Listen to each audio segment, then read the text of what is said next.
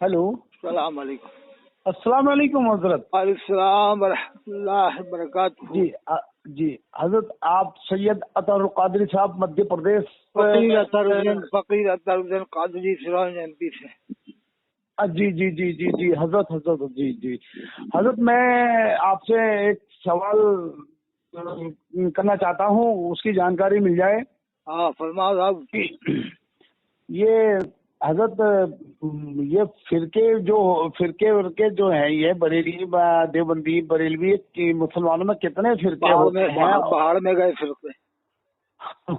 और हजरत, जैसे मुजद्दिद जो होते हैं वो 100 साल में होते हैं या कितने? लगभग मुजद्दिद तो आते ही हैं अभी, जैसे आला हजरत को मुजद्दिद मानते हैं हम बरेली वाले, और देवबंदी मानते हैं अशरफ अली थानवी जी को मानते हैं, और जैसे अभी शरण शरीफ मुजद्दिद अल-फिशानी रहमतुल्लाह अलैहि, वो असली मुजद्दिद हैं। इमाम रब्बानी सरहिंद वाले वो असली मुजद्दिद।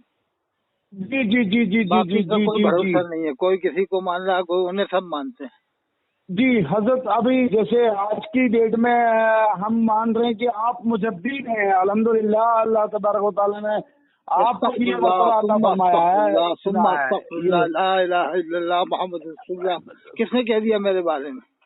हजरत, सुना था, आता रहता है, और लोग जो है ये निकालते हैं यूट्यूब पे।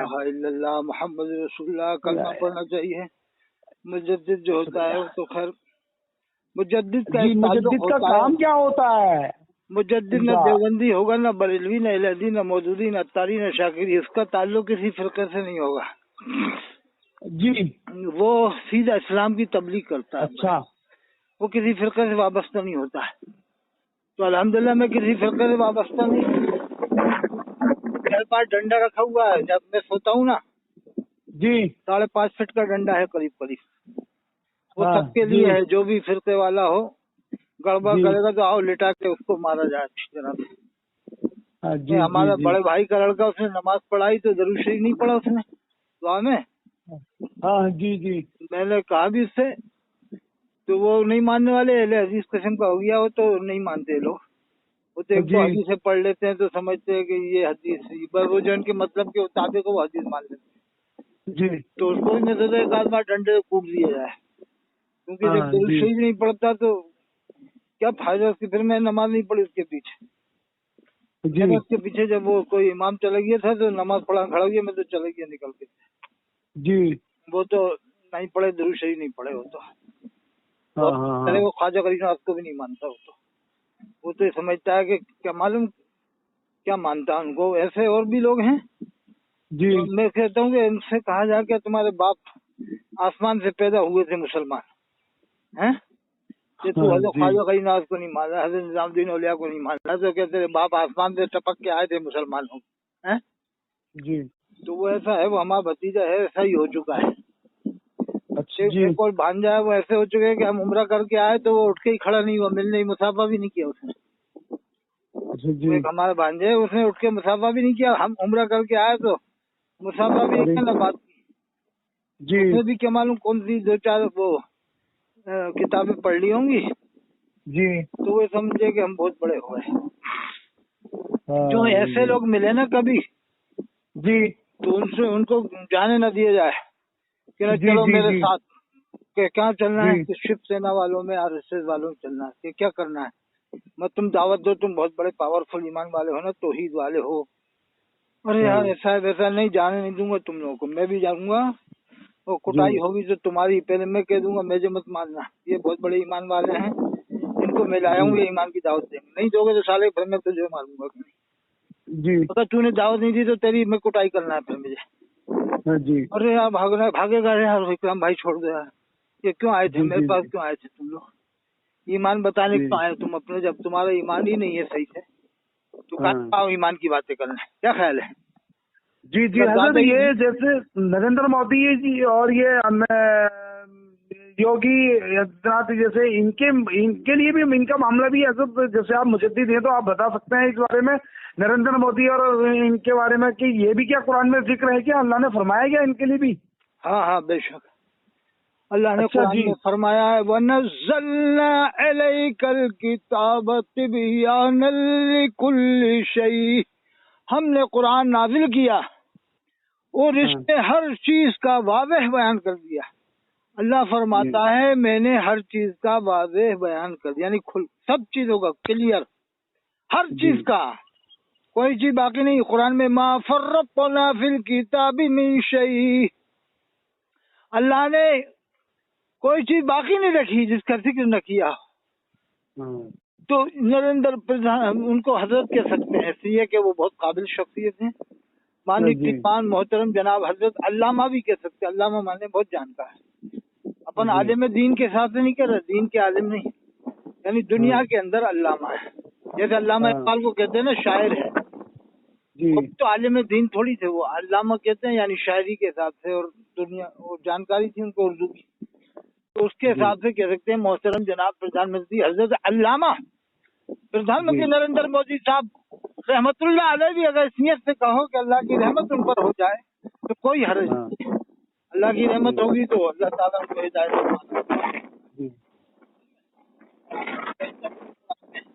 अल्लाह ने फरमाया है, अल्लाह ने इशारतन किनायतन हर चीज का जिक्र कर दिया है। नाम लेके नहीं किया, कोई कहेगा नाम का है तो ऐसे नाम तो मोबाइल का भी नहीं है कुरान में, है क्या? नाम तो फिर हवाई जहाज का भी नहीं है क्या नहीं? कोई के साथ कहाँ लिखा है प्रधानमंत्री का जिक्र कुरान में? अरे भाई नाम लेके तो हवाई जहाज का भी नहीं है, मोटरसाइकिल का भी नहीं है, मोबाइल का भी नहीं है, तो क्या तू क्या क्या इसको क्या मानेगा फिर? है कुरान में है वो यखलुकु मा ला तालमून, अल्लाह पैदा फरमाएगा जो तुम नहीं जानते। तो हम हवाई जहाज को नहीं जानते थे, मोबाइल को नहीं जानते थे, अल्लाह ने पैदा फरमा दिया, फरमाया कि नहीं? जी। कूलर को लोग नहीं जानते थे, एसी को नहीं जानते थे, और भी जो दुनिया भर में जाने क्या क्या चल रहा है, मुर्गी फार्म चल रहा है, ये फार्म की मुर्गी को लोग जानते थे क्या पहले? जी। और ये नेटवर्क और ये मौसम विभाग का मामला चल रहा है, ये बताए थे कि बारिश होगी इस टाइम पे होगी, ये लोग जानते थे नहीं जानते थे? तो अल्लाह ने इसका भी जिक्र फरमाया ना, मौसम विभाग का, हर चीज का, लेकिन नाम लेके नहीं फरमाया तो इसका ये मतलब नहीं है कि जिक्र नहीं, हर चीज का जिक्र है। वो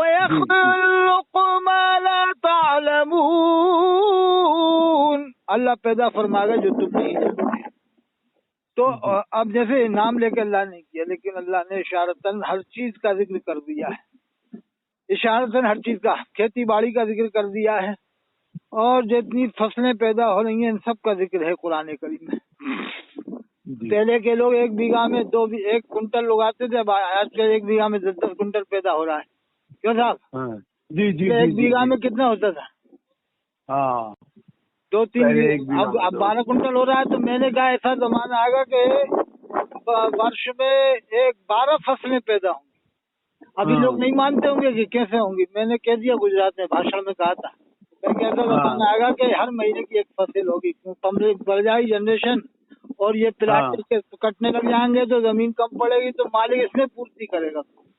यानी इसकी स्कीम आ जाएगी कि 1 महीने में गेहूँ, 1 महीने में चना, 1 महीने में दाल, हर चीज निकालो, 1 महीने में आलू, 1 महीने में बैंगन टमाटर, होगा कि नहीं? जी। तो पब्लिक बढ़ रही है और प्लाटिंग कट रहा है, हर जगह नए प्लाट बन रहे हैं जगह जगह।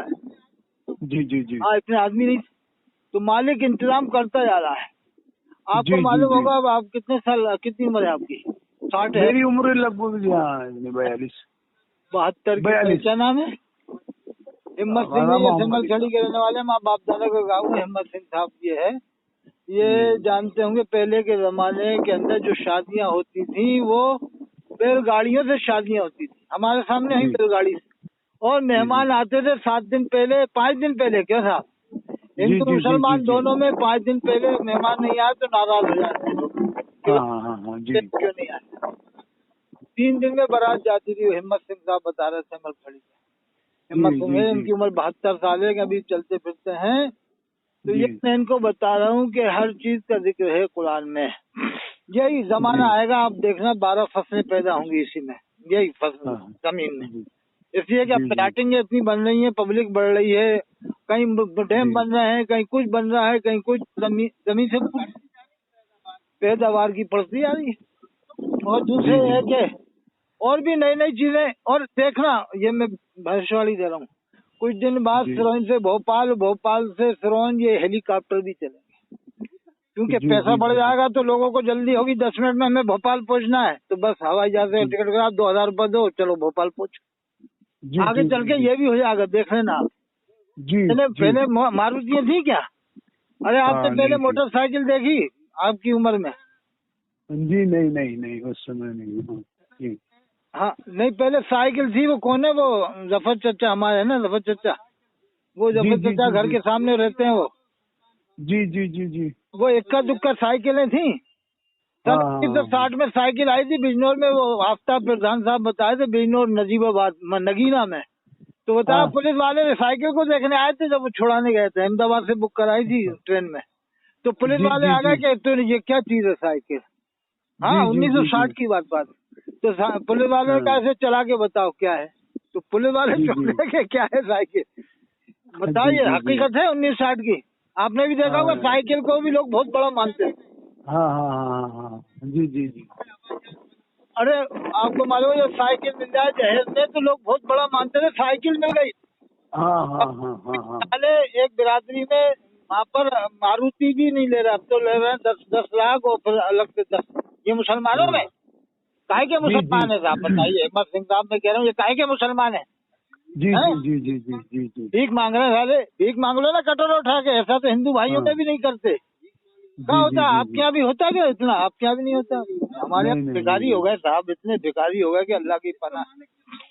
जी जी जी अरे इस जी। कदर में रामपुर मुरादाबाद चले जाओ, ये स्वार के इलाके में तुर्क बिरादरी में और भी बिरादरियों में, ये उस्मानी जो तेली बिरादरी है, कम से कम जी जी। कई हजार लड़कियां बैठी होंगी।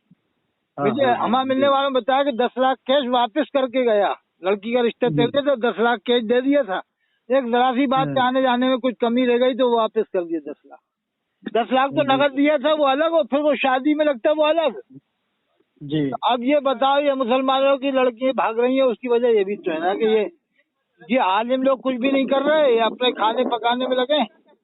हाँ हाँ हाँ। ये जी जी जी जी जी अरे जी आलिम जी बयान तो करते हैं हर जुमे पे कि भाई ये शादियां कराओ, जरूरी है। जी जी। हाँ हाँ हाँ, कोई नहीं बुलाता, ताकत लगी थी। सही बात। अब जो शासन ने कमजोर कर दिया। अरे ये पहले जमाने में न तो हिंदू मुसलमान की लड़की को बुरी नजर से देखता था, न मुसलमान हिंदू की। एक भाई हाँ बहन की जी तरह से रखते थे साहब। जी हाँ जी। मुल्ला जी, हाँ मुल्ला जी। ना वो किसी की ना, ये बहुत बढ़िया बात है, मुल्ला जी अपने समझ में है। हाँ ना लाते ना देते। अच्छा उनकी लड़की आज तक भागी नहीं है, हाँ लाते भी नहीं देते, उनकी लड़की भी नहीं भागी। मुल्ला जी जी जी बुरा, जी। कोई भी ना लाए और उनकी लड़की भी नहीं भागी आज तक। हाँ हाँ हाँ हाँ ये क्या है, ये बड़े बड़े जो लोग कहलाते हैं ना, अपने आप को बड़ा ऊंचा समझते हैं कि लड़कियां हाँ। निकल जाती हैं। अब उनको एरिया बना, कोई जाती।